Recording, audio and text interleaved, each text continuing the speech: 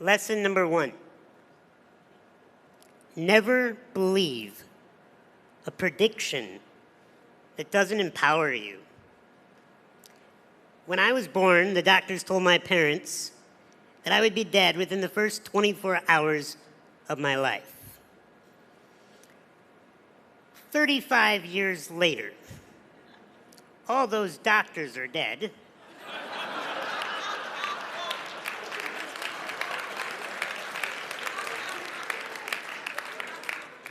And I am the only doctor that remains.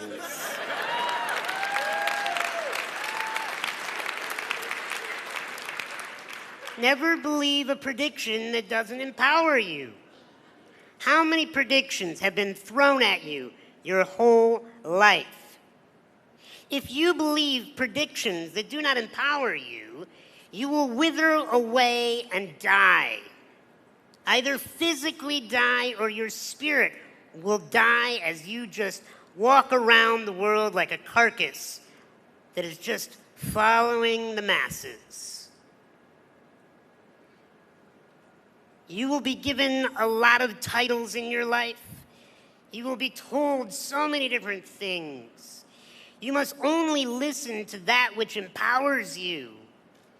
I have a belief that has served me in my life, and that is that everyone is rooting for me to win, even those that do not know it. And I am not here today to tell you that I have had adversity in my life, and so therefore I know what you're going through. I don't have a clue what any of you are going through in your lives. I did not grow up in your neighborhoods, more than likely. I did not have your set of parents, nor do I live in your body. I have not had the events that you've had happen to you. I can tell you I am only an expert on one thing, and that's how to be me. And I do it well.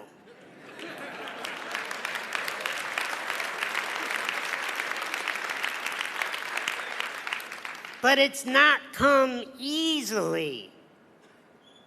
I've gone through things that I don't wish upon anyone in this room. I've had metal rods pulled out of bone marrow while I was awake. I've had jaw infections where teeth had to be extracted and I can no longer chew my own food. I have to get up every day and be showered and cared for physically by another human being.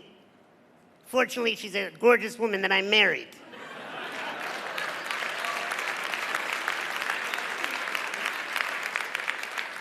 I get stared at everywhere I go, and the moment people meet me, if they don't know a thing about my resume, they automatically, just by the human nature, think to themselves, oh, it must be so difficult to be that man. If somebody pities me, they're wasting their time. Because I have chosen a life of strength. And I am here to help you choose a life of strength. But I'm going to tell you, we've talked about drugs here. You know what the worst drug to ever hit the human race is? Pity. The moment you feel sorry for another person, or the moment you feel sorry for yourself, you're hosed. You are totally, completely frozen in potential.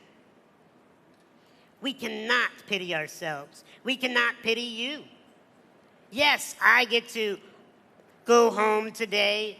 Yes, I get to have what many would call freedom, but I'm going to talk to you about freedom, about what I really choose to see freedom as. Because like I said, you cannot believe predictions that do not empower you. The second lesson today is you are not your condition. You are not. I am not disabled. Sure, I'll take the handicap parking privileges. But that does not define me as a man. Not able. I've been looked at and treated my whole life as if I am not able. I have had to rise above and show people that the only disability is one's refusal to adapt. You have to adapt to whatever environment you're in, even if it's prison. And what does adaptation look like? I think it looks like celebration. Because when you meet people that are celebrating their life, you want to be around them. You want to learn from them. You want to do business with them. You want to hire them. Look, if you do not want to be seen as a prisoner or a convict when you get out of this, or even while you're in this, then it's an attitude. It is a belief in yourself that you bring value to the human race, no matter what your current condition, title, or stature is. Because if I believe that I'm disabled, I would wither up, I would be shy, I would be insecure, I would be afraid, I would act like I need your help. And the rest of humanity would be okay with that. But I choose something else. I choose to be strong. I choose to be a leader. I choose to have words to move this planet. I'll tell you why I was born. And I hope it inspires you to find out why you were born. I was born to rid this world of insecurity. Because when a human being is insecure, they do stupid stuff. When we feel like we're not enough, we chase external validation and external objects to try to tell us we're enough. Thank you.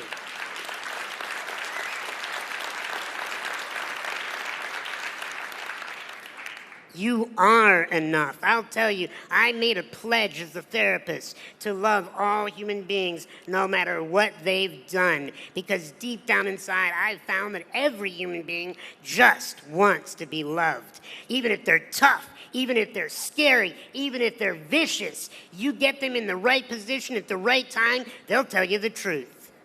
They just want to be loved. You know who they want the love from the most? Not their moms, not their dads, not their wardens, none of these people. They want to be able to look in the mirror and love themselves. And if you can figure that out, then you're going somewhere.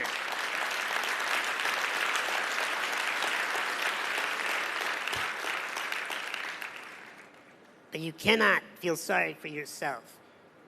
When you feel sorry for yourself, you will wither.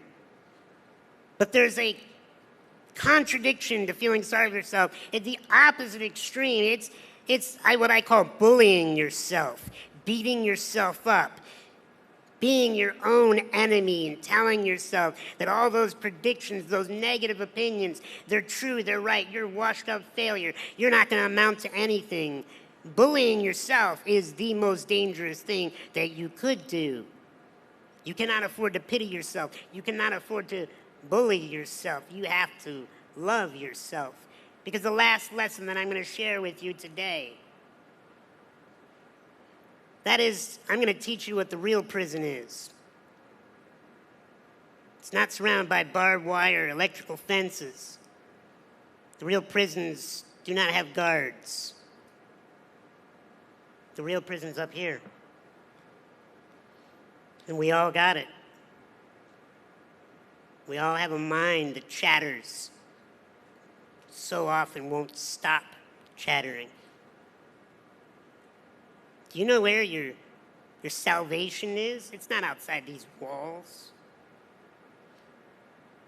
I've met so many people that are so extremely successful and famous that are in prison because they're stuck in their minds, bullying themselves, pitying themselves. True freedom is dropping down out of that mind. And what my wife has taught me is drop into your heart, into mastering this beating thing that is more than just sending blood to the extremities. What is it doing? It's sending emotional possibilities, infinite possibilities of choice in our behavior, in our life, in our attitude. When you love yourself, whether you're sleeping on a prison cot or in a mansion, whether you have food in your belly or you don't know when your next meal is coming, when you love yourself, when you learn to master your emotions, then and only then are you free. I love you, each and every one of you, and I wish you freedom within these walls. God bless.